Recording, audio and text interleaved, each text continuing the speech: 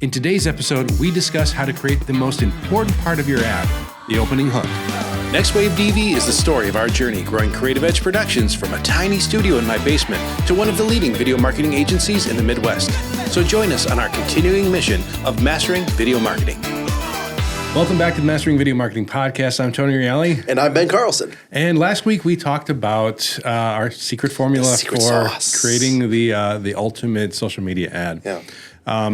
And so definitely watch that because we really break down the main kind of modules that we go into when we create an ad. But there's so much, and even though the episode ended up being about 30 minutes long, we still, there's so much more to talk about. There's a ton, yeah. So today we're going to break down the first of those steps, the first of those modules, which is the most important. Absolutely the most important. Yeah. And that's the hook. The hook is like the headline of your ad. It's like the main thing that is going to tell people what they're about to watch, why they should watch it.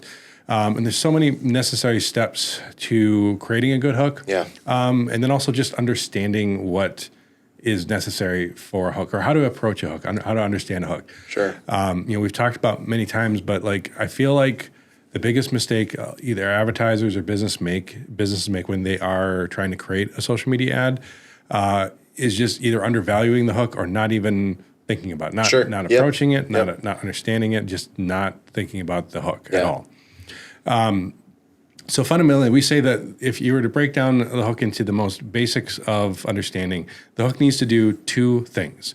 The hook needs to stop the scroll. It needs to, get my attention. You got to think. We talked about, how like on YouTube ads, like they've got that skip button, but you got to wait at least 5 seconds to hit the skip button. Yeah. In social media content on, Instagram, Facebook, TikTok, any of those platforms where they're basically a scroll-based feed, you don't even get that mandatory 5 seconds. People can scroll right past it. So the first second, the first 2 seconds, first 3 seconds are vitally important. Yep. I mean, just stop and think about the last time that an ad popped up in your feed and you saw that one frame or the half a second of it.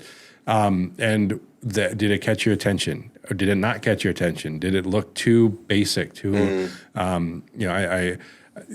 sometimes I watch some of these ads that are out there and the concept isn't bad. Yeah. But it takes me 5 seconds to get into whatever the ad is talking about. Sure. And if I see that, even that first frame, that first half of a second, if it doesn't catch my eye or make me interested in it, I'm not sticking around for the rest. Yeah. So I find, especially when I'm on TikTok, I find there are three categories of sponsored content. There's one where it's like you don't even have to see the sponsorship, sponsor post below to be like, I'm done. Like this is too salesy. This is clearly not something I'm interested in. Then there's another one where it's like, oh, this is really interesting. Oh, this is really good. Oh, it's sponsored. You got me. That was, and then it's skip. My favorite are the ones though where the video is so good. I see the sponsored down below and I still keep watching. And there have been a handful. It is a very special skill. So what do you think it takes to create that ad that is engaging, that even if people do know it's a sponsored or a boosted post, they know it's an ad and they still want to be involved. They still want it. And what kind of secret sauce or what do you use to drive that engagement? Well, I think a big part of it is to make the content interesting and engaging and valuable to the audience. You doing especially understanding the platform and user habits. If you're creating an ad for like TikTok, for example, people are looking. There's a type of content that they're browsing. Yeah. So if the content is too disparate from that type of content that they're already watching, it then sticks out like a sore thumb. Sure. To the point where people will ignore it. You Yeah. know? And so it's like think of like reading a newspaper article and you're reading you don't buy the newspaper for the ads, unless you want coupons or something like that. But you're typically buying the newspaper for the articles, the information that's in there. So an ad stands out very vividly. Now a good ad can still be valuable and interesting, and you might still look at it, but it visibly stands out. Now, on a newspaper, you don't scroll past it, or you'll turn the page or whatever like that. But if the content that you want to read is still there, that's fine. Yeah. On social media, you're On TikTok, you're watching, usually user-generated content, and if an ad suddenly gets in the way of that, you're like, get out of my way. Yeah. So typically ads like on TikTok that perform well are going to be ones that match that format, that are like a lot of times you'll see user-generated content like that. But fundamentally, it doesn't always have to be user-generated content. It can still be an engaging and interesting ad, but usually it needs to then meet a demand or a need that the audience hopefully has and is that, that qualifies them. So that's where we say that like so we talked about the number one thing that Hook needs to do is stop the scroll. The number two thing that it absolutely has to do is qualify the audience. Yeah. It needs to get the right people to stop and look at it. If like say you look at us, like we're a video production company, a video marketing agency, and we're looking for businesses that have a decent enough budget that they would be able to work with us, be interested in working with us, that we can help to grow their business. If they don't have enough budget, then it's just going to be hard for us to do all the services that we know that we need to do in order to accomplish a great goal. Yeah. So we can't help the average mom and pop shop to do the full services that we want. So we have a target demographic that we're going after. So if our ads are not doing a good enough job of qualifying that person, we could get 1 million views on an ad or on a video and be like, this is great. Yeah. But if it doesn't convert or it doesn't reach the right target audience, it's still not a good ad. All you're doing is spending a bunch of money just to get a bunch of views. Yeah, and take that a step further. Even if it does convert and it brings in the wrong people, you're actually now wasting more money, more resources, and being less effective in it. I'd rather not talk to non-qualified people. Like if they're absolutely not the people that are going to buy, and I know there's going to be people that are commenting where it's like, oh, anyone can be a customer. Maybe, but if you're selling a $10 million project, you're probably not going to talk to someone who has $500 in the bank. And that's okay. We run across that a lot in ours with our Video Pathfinder, where we say, hey, if you can't afford our services now, take all our free content, and then once you get to a point where you can't afford us, great, we'd love to work with you. But in the meantime, so it's okay to qualify your... Which is a great plug for the Video Pathfinder webinar. If you haven't checked it out already, it's a free course, 38 minutes long, to guide your business into creating a healthy, effective social media strategy. And we talk a lot about our ad creation process in there as well. So videopathfinder.com, completely free to watch. Yeah. That's fun. But yeah, so to your point, that's why we create our free content, and our content marketing is for the businesses or the people that, there's kind of two core audiences that we're aiming for with this. Is there are going to be businesses that can afford us, and so we're creating content for them to get to know us, know we exist, and help solve their problems. So then they're familiar with us. The whole mere exposure effect, where the more you see something, the more comfortable you are with the idea of the thing, so that when you're ready to buy, again, when you're driving down the block and you see Starbucks, and you're looking for coffee, you're familiar with Starbucks. You know that you're from, okay. But if you see random coffee company, like, are they good? Yeah. I've never heard of them before. So just the frequency and familiarity with a thing can shift your interest in your buying patterns. Yep.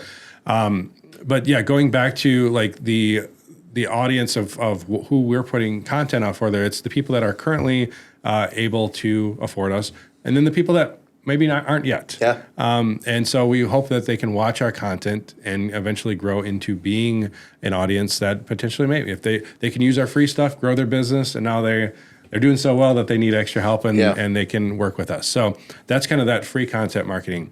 But when it comes to paid ads, you really want the right people to be showing up. You don't want just people going, hey, give me the free stuff. Yeah. Because you're paying for this. You're paying for ads. You want the right people to stop. So qualifying your audience in the hook is really important. A lot of times, we're in the Green Bay, Wisconsin market, and we'll just do something as simple as, hey, Green Bay. We do that a lot in our ads, and we found a lot of success from that, just to have that starting off. So then people are going, oh, this is an ad for Chicago or for a different area. It's really calling you, if you're in the Green Bay area, this is a business, this is a service, this is a thing that exists in the area. We do it for the arcade, we do it for spas that we run.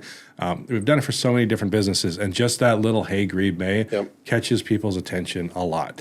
If you start looking for ads, you might see, are you an agency owner? Are you are you a mom? Are you if you're Taylor Swift, this video is for Taylor Swift and Taylor Swift only. If you're not Taylor Swift, keep on scrolling. You're not allowed to watch. Yeah. And you know what? So what's brilliant about that is, one is like, oh, what are they going to say to Taylor Swift? But two, they've now taken 3 to 5 seconds to qualify. Now they have 3 to 5 seconds of viewership, and their viewership time just went up. So it is a great way, even if they aren't interested, that is often enough times to stop the scroll to get them, oh, I'm in Green Bay. Oh, no, this isn't necessarily, which is fine because that's going to show more engagement and that's going to feed the algorithm more. So that's exactly what you want. So I'll say right now, this video isn't going to be about like, here's the latest trends or whatever like that, because those are constantly changing. Yeah. I know one popular one right now is, like TikTok made me buy it. Or, sure. Though that opening hook has been popular for a while. Well, will that last? Who knows? Yeah. But the philosophy is what we really want to focus on. We want you guys understanding, like, this is how to approach your ad creation. This is how to how to think in the correct mindset, so that when you're writing your copy and when you're developing these hooks, because it's the most important thing. Keep going back to this hook is so vitally important. That first frame, that first, because we say video ads are the most effective content out there. The one thing that still ads have going for them that video ads don't is that you see the entire ad instantly. All at once. You scroll up, there's that picture, that's all you get. Yeah. And so that's it. Like, if I'm interested, it's that image is now qualifying me 100%. A video ad, that first half a second, that first frame, that might be the only thing that the people see. So that has to be engaging and interesting and qualifying all at the same time. Absolutely. Even to that, hey, Green Bay, sometimes I have that on the first frame. Or I may even have the hey, and then Green Bay happens like a split second in. Yeah. Like, those little things make a huge difference.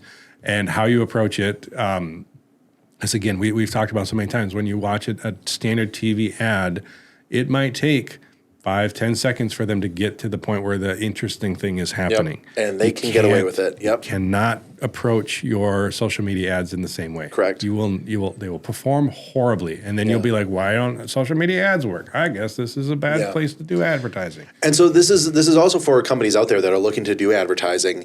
If you're going through a traditional agency, that is something to ask them. That is something to watch out for, because a lot of times they don't have that expertise in social media copywriting and TV commercial copywriting. And so asking those investigative questions, like how soon can we, like, is this going to be effective on both, or which one are we really targeting, can help you really determine where your marketing dollars are going and be a lot more intentional and get a lot better ROI for it. Yeah. And an example too in that same context is where there's an ad campaign that we just started working with a client on. And they were just doing some comedy ads where it's for a IT company. And we were talking about, like, okay, these ads, we're shooting them, they're kind of in a Mac versus PC style, but kind of updated and refreshed. And we're doing it in our. If you guys have seen the previous episodes of the NextWaveDV and Mastering Video Marketing podcast, you'll see the studio's still there. It's on the other side of this wall here. But we use that one for other podcasts, and then we use it as a kind of a techie background for this IT company. So instead of a cyclorama or white infinity curve, we use this look. And so these ads they're going to be consistent. They're going to have a similar visual look, which kind of helps brand it for consistency.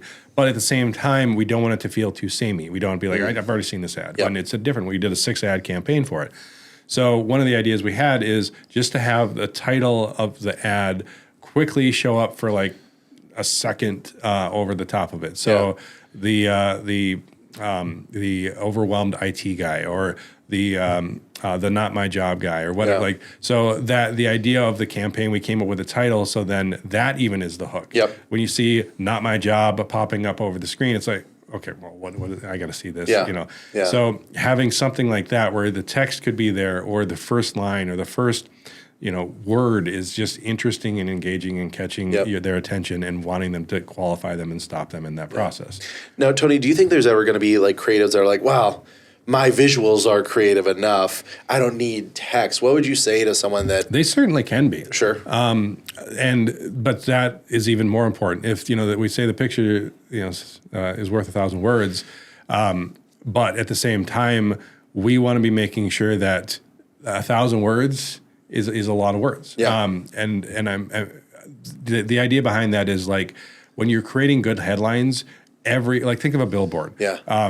Think of the worst billboards you've seen, where they're filled with paragraphs of text and every possible service that the business offers. This is actually a game we play because we've been traveling quite a bit the past few months, and it's like, how bad of a billboard can you be, or like, can you read that, and how close do you have to be before you can actually read the billboard? Like, okay, if you're and I'll do billboard design. Do me a favor, design your billboard and then shrink it down on like Photoshop or InDesign or whatever you're using it for, and then take a couple steps back. Big.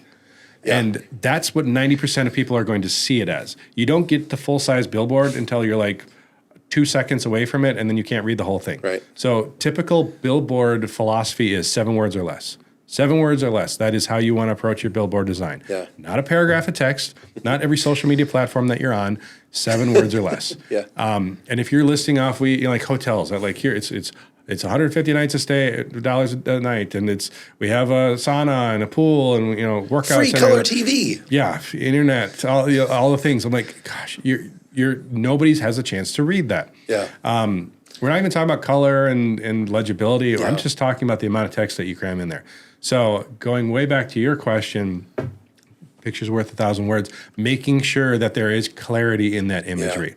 Yeah. If the imagery is going to drive it, we always say the confused customer never buys. So if there's not clarity in what they're seeing instantly, that's why sometimes words or text can add that clarity. Correct. So it's like, okay, this is like in the ads we were shooting yesterday, we want to make sure this is aimed at IT, the businesses that need IT services. So are we making sure, is this clear? Is that we had a guy that one of the comedy ads, he's wrapped up in network cables, and the implication is that he's the IT person at a company, and it's just he's struggling to keep up with the needs of the company, and so our client that can help and step in and help them.